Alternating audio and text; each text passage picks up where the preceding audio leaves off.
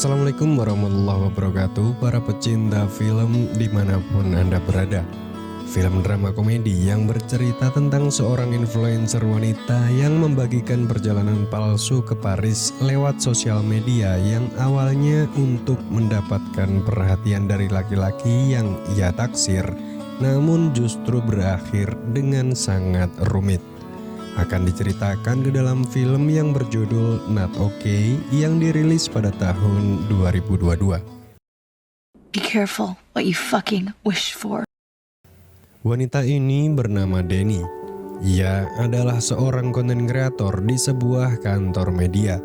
Alih-alih memfokuskan diri untuk bekerja di bidangnya, ia mencoba menjadi penulis hanya karena ingin menjadi tenar. Sang atasan yang bernama Susan yang saat itu membaca hasil tulisan Denny bilang kalau artikel yang ia kerjakan masih terlalu banyak yang harus dikoreksi. Lain halnya dengan Harper, teman kantor Denny, seorang penulis sungguhan yang mendapatkan pujian dari hasil tulisannya oleh sang atasan. Feel like it comes off a little tone deaf. Offensive. I've been having a difficult time focusing lately. And you're a photo editor. Hi, Harper. Interesting article pitch. Oh, and great work on that RBG retrospective. Di kantor nggak ada yang cocok sama sosok Denny. Kepribadian dan sifat yang buruk membuatnya dijauhi oleh teman-temannya. Bahkan ia sengaja tak diundang Harper saat tak sengaja selip dan dengar percakapan mereka tentang sebuah pesta yang akan dihadiri malam ini. Well, have fun. Saat perjalanan pulang dari bekerja, ia tak sengaja bertemu dengan teman kantor influencer terkenal bernama Colin. Kebetulan Colin adalah laki-laki yang ia taksir hanya karena jika nanti Denny berhasil macarin orang terkenal, pasti dia juga akan terkenal. Alih-alih suka sama Denny, kenal aja si Colin enggak. Padahal kerjanya di kantor yang sama. Awalnya Colin malas mengajaknya bicara. Namun karena Denny maksa, akhirnya mau gak mau ia pun meladeni Denny. Segala cara ia lakuin biar si Colin tertarik dengannya. Bahkan Denny sengaja ngisep ganja agar terlihat cool di depan Colin. Denny juga bilang kalau minggu depan ia akan pergi ke Paris untuk memenuhi undangan lokakarya penulis. Colin! Oh shit, what up, honey? Oh, no. Yeah. Danny, from work. Danny, yeah. Yeah, what are you doing here? Plus my plug lives here, so 2 birds, 1 stone.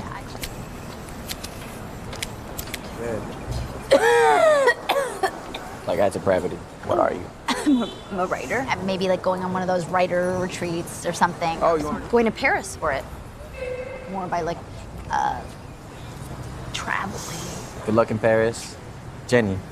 Good news. Oh, fuck me.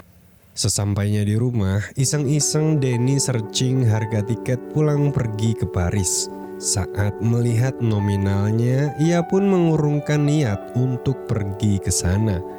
Lalu tiba-tiba marmut piaraannya mencet-mencet laptop yang membuat Denny mempunyai ide untuk memalsukan kepergiannya. You're a fucking genius. Gara-gara teler abis ngisep ganja, ditambah keinginannya agar terlihat cool di mata Colin, tanpa pikir panjang ia segera menyusun rencana. Nelpon atasannya buat minta cuti, nelpon ibunya buat ngabarin kalau mau pergi ke Paris, lalu ngebuat website palsu tentang lokakarya yang akan diikutinya. Susan, hi. Email today inviting me to go on this retreat in Paris. To get some time off work. Absolutely not. I'm on my way to the airport. Hey, Mom! Guess what? It has a website. I got invited to a writer's retreat in Paris.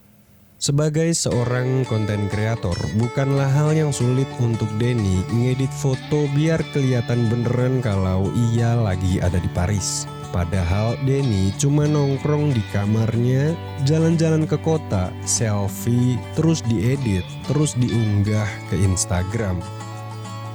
Siapa sangka ide itu berhasil. Si Colin ternyata ngefollow Denny di Instagramnya. Siapa sih yang gak seneng di follow sama orang yang punya lambang verifikasi centang biru di Instagramnya? Begitupun Denny. Keesokan paginya saat Denny kebangun dari tidurnya, pas mau ngebuka HP, baterainya ternyata habis. Lalu saat tuh HP di-charge,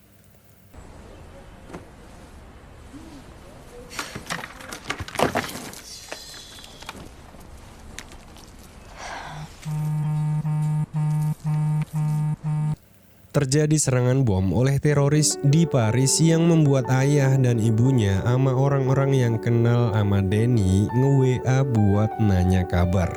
Panik dong, masa enggak? Awalnya Denny mau jujur aja kalau perjalanannya ke Paris tuh bohongan. Tapi pas ngelihat Colin nge-DM di Instagram, Denny milih buat nutupi kebohongannya dengan kebohongan yang lain. However, multiple witnesses have Just tell me reported fucked up.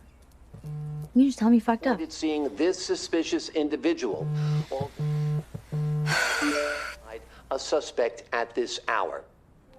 I'm okay and safe. Period. I don't.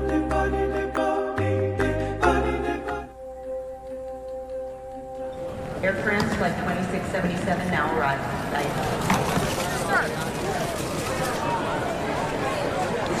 Experience any of the attacks.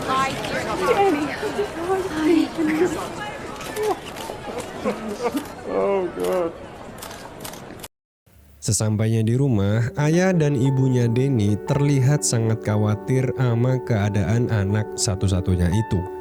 Gimana enggak, 5 menit sebelum serangan teroris waktu itu, Denny ngeposting foto editannya di Instagram dan pas banget tempat itulah yang jadi sasaran bom oleh teroris. Biar kelihatan beneran, Denny pun akhirnya pura-pura ngalamin trauma pasca kejadian itu. Want to make things a little bit easier for you. Keesokan paginya, Denny langsung masuk kantor buat kerja. Jelas aja kedatangannya di kantor bikin temen-temen kerjanya bengong. Belum lagi si atasannya. Normalnya orang habis selamat dari kejadian mengerikan itu minimal trauma. Susan bilang kalau Denny nggak perlu langsung masuk kantor dulu. Jika perlu pulang lebih awal atau cuti buat ngecek kesehatan mental gak perlu izin lebih dulu. Kesempatan itu gak disia-siain Denny. Ia minta ke Susan buat ngizinin nulis artikel tentang pengalaman mengerikan di Paris waktu itu. Let me know if there's anything else I can do. Anything at all. Actually, maybe writing a piece. Of course. Depravity would be honored. Pas lagi ngebual di depan teman-teman kerjanya tentang kejadian di Paris, tiba-tiba Colin manggil. Pas mau pergi, temennya mau ngajakin Denny pergi ke pesta. Tapi kali ini gantian Denny yang nyuekin mereka. Sorry, I was just... Semenjak saat itu, Denny jadi orang yang famous. Kerjaannya saat ini jadi penulis hanya gara-gara si atasannya kasihan. Notifikasi Instagram di HP-nya udah kayak artis tenar. Suatu malam pas lagi mau nulis apa yang ia lihat waktu itu, Denny gak ngerti apa yang mau ditulis. Gimana mau nyeritain kejadian saat itu, orang dia aja di kamar doang sambil tiduran. Lalu Denny nelpon ke ibunya buat nanya di mana tempat grup konseling yang pernah dihadiri teman ibunya yang dulu pernah ngalamin trauma beneran. Keesokan paginya, Denny datang ke tempat di mana orang-orang yang pernah ngalamin trauma berkepanjangan duduk bareng buat sharing biar ngeringanin beban mentalnya.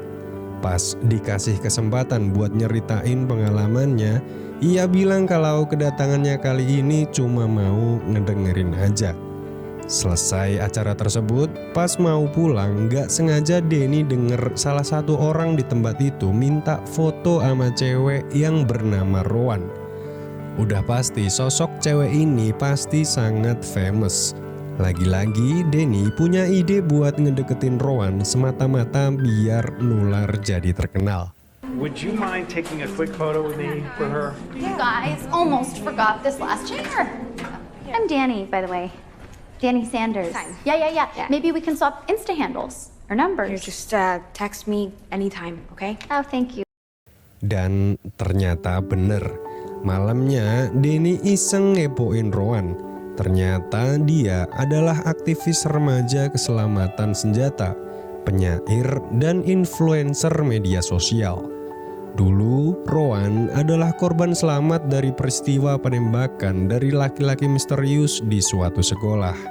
Ia bergabung dengan organisasi yang bernama We've Had Enough dan menjadi terkenal karena mempunyai pendukung untuk memulai perjuangan agar senjata tak lagi digunakan. Suatu hari, Denny ngajakin Rowan janjian ketemuan di suatu tempat. Niat Denny janjian sama Rowan cuma pengen minta bantuan nulis artikel tentang kejadian yang dialaminya pas lagi di Paris. Dengan senang hati karena emang Rowan ini seorang panutan bagi banyak orang di komunitasnya, ia pun akhirnya mengiyakan permintaan Denny. What is this place? How do you fuck the Senate for not passing that background check bill last week? No. Now you try. Good. Again.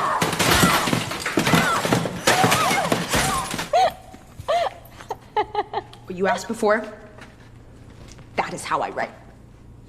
You know, we do that with our truth. Setelah diajak Rowan ngacak-acak barang buat ngeluapin emosi, tiba-tiba aja otak Denny jadi encer, dapat inspirasi pas nulis artikel kejadian dan perasaan orang yang abis kena trauma dalam hidupnya dengan kalimat-kalimat yang sangat menyentuh. Padahal cuma bohongan. Setelah artikel tersebut diposting, siapa sangka hasil tulisan Denny mendadak tenar di mana-mana. Teman-teman kantor, Colin, bahkan Susan pun tersentuh sama tulisannya yang dikasih judul #I'm not okay. Streamer media sosial, bahkan ada beberapa artis make hashtag yang Denny ciptain. Belum lagi dibantuin sama Rowan diposting di Instagramnya.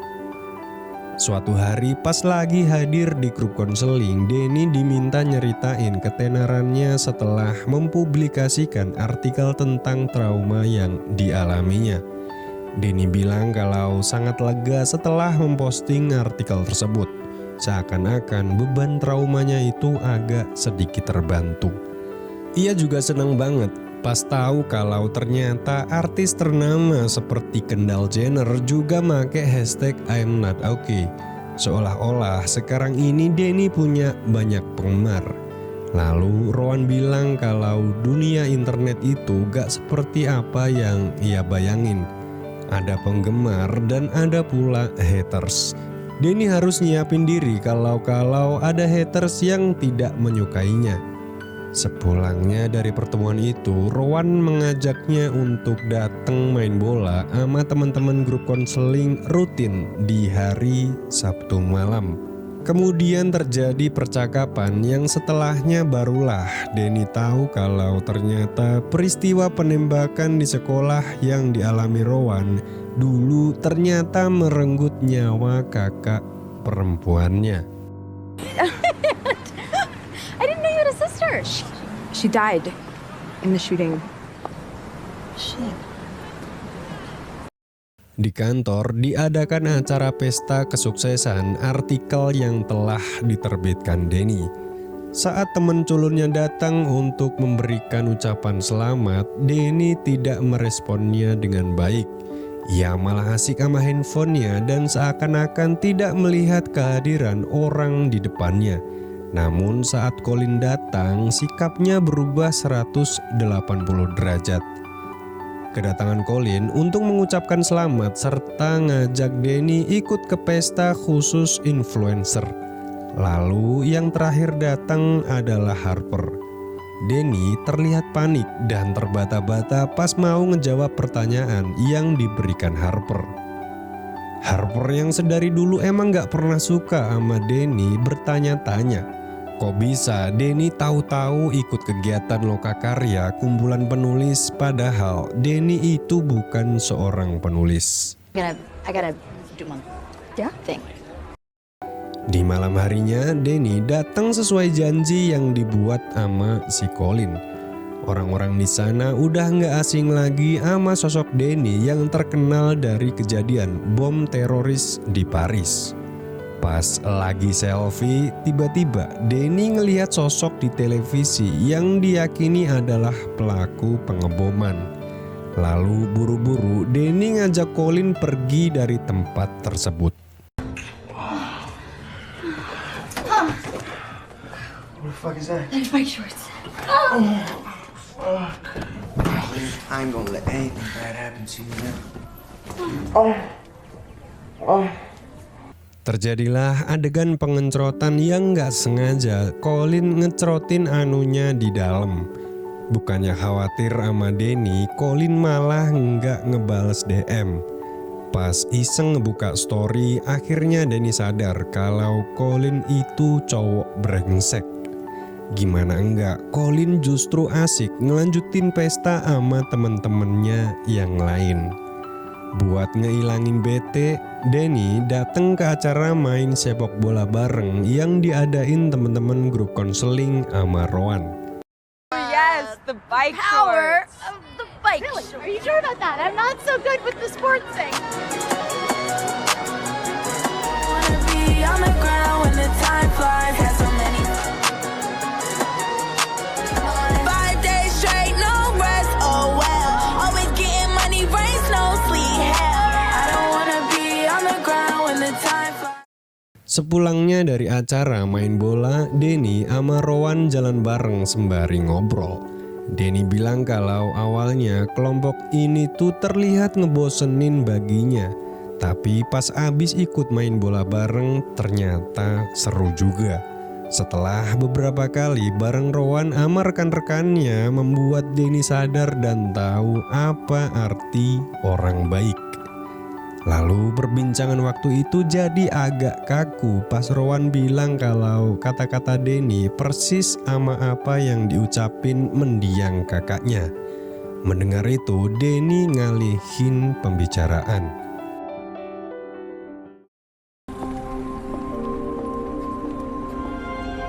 What the fuck am I supposed to do? Akhir-akhir ini nama Denny dan Rowan disebut-sebut sebagai orang yang sangat terkenal dan berpengaruh di Amerika. Sampai-sampai media televisi meliput Denny dan menanyakan acara demo We've Had Enough bareng Rowan yang akan diadakan beberapa hari lagi. Di kantor sekarang Denny adalah atasan Harper. Pas Harper ngetuk pintu dengan songongnya, Denny minta buat nunggu bentar. Harper diperintah Susan ngecekin hasil artikel yang udah dia tulis sama si Denny. Lagi-lagi dengan sikapnya yang angkuh, Denny bilang kalau dia nggak ada waktu. Hari ini Denny sibuk banget buat nyiapin demo We've Had Enough bareng Rowan. Pas Denny keluar, nggak sengaja ia ketemu sama Colin. Namun kali ini respon Denny cuek. Dia nggak mau deket lagi sama cowok brengsek kayak Colin. I'm gonna go now. Okay, you go. Go. Damn, she still got that backside on her though. Got the thick. Okay, cool, Harper. Bitches, am I right? Denny dijemput Rowan pergi ke tempat di mana pidato demo We've Had Enough akan diselenggarakan bareng ibunya. Mendengar itu, Denny pun kaget. Ternyata ketua kelompok grup konseling yang selama ini ia ikuti adalah ibu kandung Rowan. Selama perjalanan, terlihat raut wajah Rowan nampak gelisah dan gugup. Lalu Denny minjem kabel buat dengerin lagu Avril Lavigne sama kayak mendiang kakaknya lakuin pas ngelihat Rowan lagi gelisah. Chill out, what you yelling for? I like you the way you are. I'm not Akhirnya situasi di mobil yang awalnya tegang akhirnya pecah. This is as far as I can go. Tibalah di mana Denny sama Rowan di tempat yang udah ditentuin. Sesaat sebelum keluar, sang ibu memberikan semangat dan motivasi sama mereka.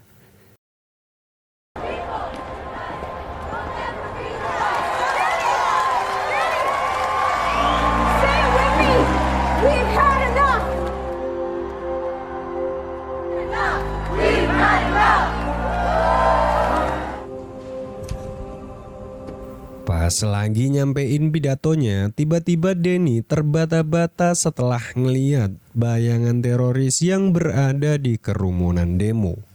Lalu tiba-tiba, My speech here today is for Cora Aldrin. Today to watch her little sister up on this stage. But instead, her life was taken by violence. Fucking snowflake!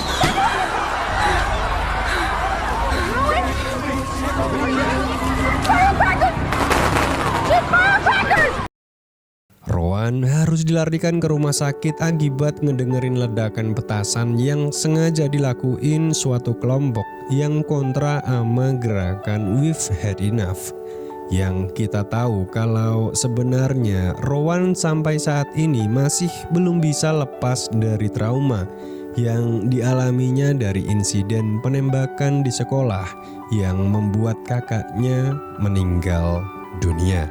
Tanggapan-tanggapan negatif dari orang-orang pun mulai muncul pasca insiden petasan tersebut.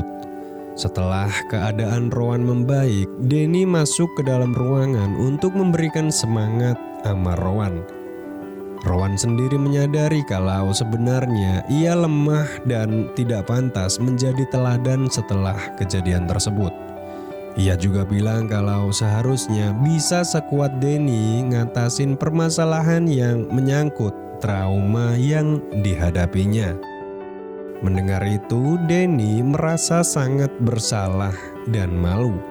Ia sendiri juga tidak tahu apa itu trauma, apalagi memahami perasaan orang-orang dan tentunya Rowan yang benar-benar mengalami kejadian yang membuatnya trauma berkepanjangan. Lalu Denny pergi meninggalkan Rowan sendiri. Di keesokan paginya, tiba-tiba seseorang datang ke rumah Denny. Ternyata tamu itu adalah Harper. Kedatangannya ke sana bukan lain untuk ngebahas kejadian pengeboman di Paris. Mendengar itu, Denny terlihat gelisah. Ternyata Harper mengetahui kebohongan tur lokakarya yang Denny kerjakan dari laptop pribadinya yang tertinggal di kantor tempo hari. Harper memberikan dua pilihan kepada Denny atas kebohongannya selama ini. Ia memberikan waktu selama 2 hari untuk jujur kepada publik, atau Harper sendirilah yang akan membuat artikel yang menguak kebohongan Denny dan tentu saja akan membuat karirnya melonjak. Article. You said you went and toured Notre Dame. It's weird, right? Yeah. I was probably jealous that you got an office, but you know what I didn't do? Okay. So I decided to look up this retreat, Le Spirit Nouveau. But I didn't have proof. Till I saw this. I just was lying about a trip. That was it, to get Colin's attention. She died! Danny! I'm gonna give you 2 options here. You win. Or I will give you the opportunity to tell everyone yourself. You owe Rowan Aldrin a fucking apology. Awal kebohongan trip ke Paris demi mendapatkan perhatian dari laki-laki yang ditaksirnya membawa Denny ke dalam situasi yang sangat rumit. Sepandai-pandainya tupai melompat akhirnya akan jatuh juga. Begitupun dengan Denny. Ia harus menuai apa yang telah ia tanam.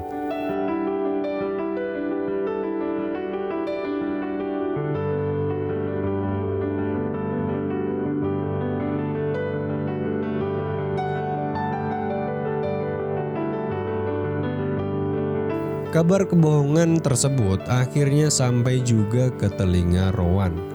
Sepulangnya dari sekolah, Rowan sesegera mungkin datang ke kantor Danny untuk mengklarifikasinya.